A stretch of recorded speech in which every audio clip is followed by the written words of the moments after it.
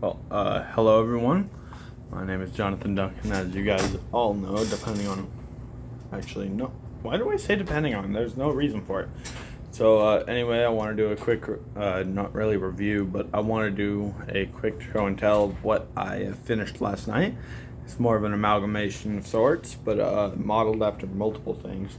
So, this is Lego Mech Amalgamation, let's say 4, because of how many of these I've built. So there are more than one of these. They don't all look like this. Half of them are really short, and the others are just actual Frankenstein robot ones. So I want to do a quick talk. So this is a makeshift of Marvel mechs, Star Wars pieces, and Lego Ninjago. As you could tell from this, the claws came off a different set. Golden mech arm. And then if I turn it around, you'll see the back of it. You got a whole lot going on back here. It's all spare. Most of this is either stolen from a different set, mishmash parts, or old mechs I've just taken together, or taken and put together. It's an amalgamation at this point. It's not the best way I can explain it, but it's modeled... Actually, I should probably explain the back first. So, starting off first, you got, obviously, the legs. Actually, I'll talk about that in articulation. That toy guy does that too. I think I'm taking from that. So, anyway, first of all, I'm moving this way so that you guys can see them better. You got these parts, which actually came off of the Golden Mech. I just ripped the back of them off. I actually took apart most of the mech. So, these are on small ball joints, so they go up, which... I don't know why you would want to do that, but you can do that. It makes it look funny. Make it look like that. And if you have it go to the normal back, you have straight at diagonal, down in case they're like not in use. Again, don't know why you would do this one, but you can put them together. Pretty good. The back of the legs, this one's a mismatch. So you got the back support. This was from its original design, where it was to support the legs because of how far back they've been. Then you've got this one's got nothing. The joints, and a lot of this is from either the Golden Mech, random mechs, and because of how heavy the arms are, which I will explain in momentarily. Let's get these out of the way. I think I just put them more in the way, but okay, just go together. Okay, so let's turn it back around so I can explain more. See, the slightest movement, because of how heavy I've made these arms, they do not hold and they will fall at the slightest touch. Like, see, this one's struggling to stay up and it's just not wanting to. Okay, no, let's just see if I do this. Oh, now it wants to work. Okay, so one slight touch and it just goes down a whole bunch. Like this one, it goes all the way down. Because of how heavy the cannon is, if I turn it this way, I don't know how much you guys can see it, but see? So you've got that. And then the way it's built, like I said, took a whole lot from different pieces, which made it really difficult to put it all together because I had to mentally figure this out, which actually was pretty funny. So the original torso came from Sora's elemental mech from one of the newer Lego Ninjago sets. Oh, I just realized they're coming out of the ball joints. They're not supposed to come out of the ball joints. Okay, so this moves up and down because of its weight and the cannons on the front.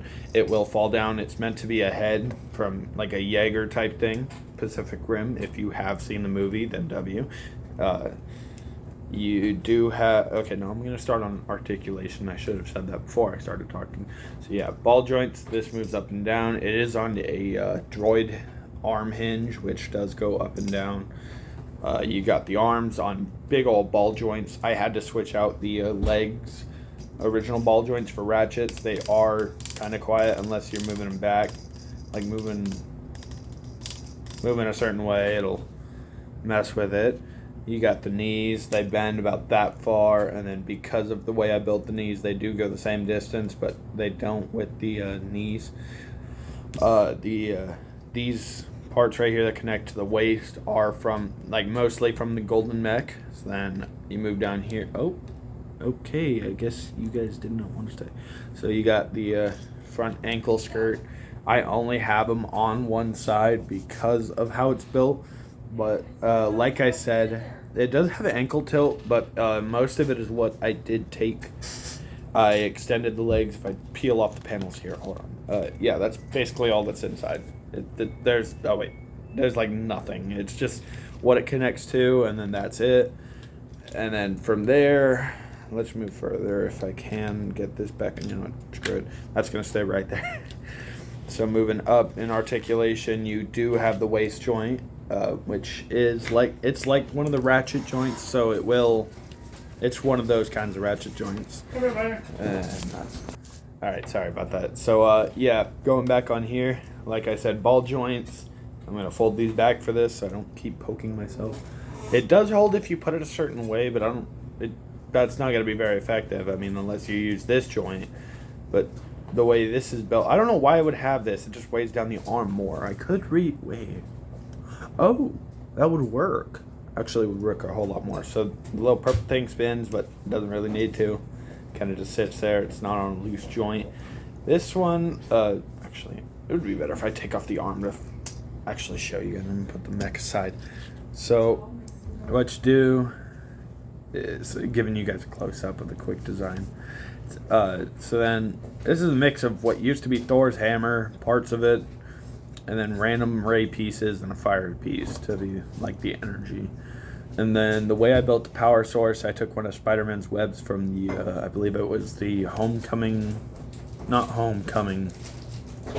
Far From Home. It was with the Stark plane or whatever, and the plasma gun is actually modeled closely to a XO-16 from Titanfall 2. It's BT's main weapon in the story and Monarch's weapon in online, if you played it. This does rotate, but I just broke it again. It does rotate, but it does get tangled with the spider web, so would not advise really doing that. And then, yeah, let's clip that all back on. Okay, and then moving on to the other arm, it's really not much different. It's just, it has a hand instead, and I'm going to pull it off because this one's annoying to get back on. So the joint's a bit bigger because of the way I took the arm. Does do a full 360. All fingers go in and out, including the thumb. It is built to hold the sword, which I do not have on hand, but if I were to make part 2 for this with another mech, I will mention it, hopefully, if I remember. So anyway, like I said, hip rotation, pretty good. And then moving on to the chest compartment. I wanted to model it after a Pacific Rim Jaeger. Let's get this back on here, because then... And then, so the way I did it, I made it look like it's just a simple chest, but if you open it, okay, it's not gonna lock? Okay, good. So you open it, that's where the pilot sits. Tried to do it similar to Cherno Alpha and Crimson Typhoon, because Crimson Typhoon style eyes, and then the chest being in, or the pilots being in the chest is Cherno Alpha. Pretty good movie though, Pacific Rim. Deserved a good sequel at least. If you haven't seen Pacific Rim, you guys should watch it. I would actually very much recommend it. Pretty good movie. So anyway, that's pretty much all I'm going to talk about right now. So I'll see you guys in the next one. Bye.